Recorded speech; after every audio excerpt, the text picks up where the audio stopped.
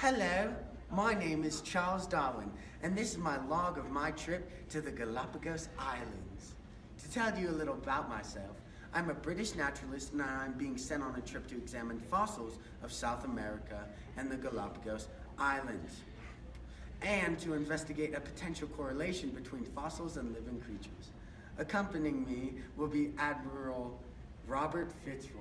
Okay, Mr. Darwin, off to sea we go. Whoa! Did you feel that wave, Mr. Darwin? Oh yeah, I did. Also, did you notice the difference between the two types of tortoises we saw on the past two islands we visited? Why yes, Fitzroy. I believe these two groups of tortoises used to be the same, but through some sort of land dividing event, they split into two groups. As they lived in different places, they had different necessities. There we go. The offspring of these tortoises obviously found the short neck helpful, while the other group found this long neck helpful. This genetic isolation divides two groups of animals into two different species.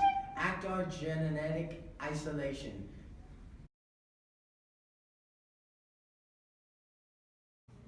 Even after Darwin died, the theory of evolution and many of its main components were improved upon, and they furthered mankind's understanding of life today.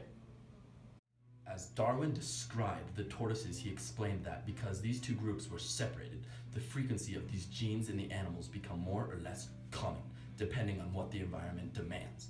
The founder effect, if you will. These two bears came from common ancestors, but depending on the environmental demands, they adapted differently. So, Mr. Gensel, how did the theory of evolution originate in Darwin's mind? He continued to notice the similarities in the fossils that he saw in living creatures on the land. He called this the theory of evolution. He believed that the random changes in the offspring of these animals could either be beneficial or harmful. These beneficial traits were able to be passed down because that animal is best equipped to survive. And now today we know that these random mutations occur in sequences of DNA.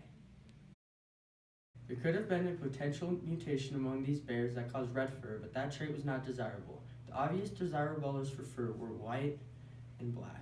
This decision was made by nature through the process of natural selection. How did Darwin understand these random changes without knowing about DNA? Changes in offspring were already evident. He looked at the breeding of dogs and how they changed through artificial selection. The best traits were taken and bred again to ultimately produce the most desirable traits. Did Darwin notice any patterns in the way the animals evolved? Yes, and directional selection is one example.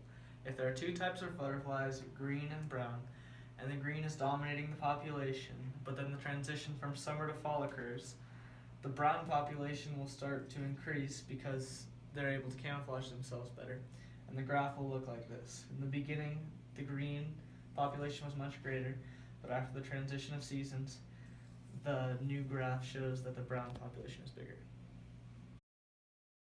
Is this the only pattern he noticed? Of course not. In a population of 3 species, if one species is dominating the population because it is able to eat a specific food, but then that food disappears, the population of this species will decrease and even out among the other species. This is called stabilizing selection. How do you explain these random changes? We now know that these random changes come from the change in alleles in the populations of organisms.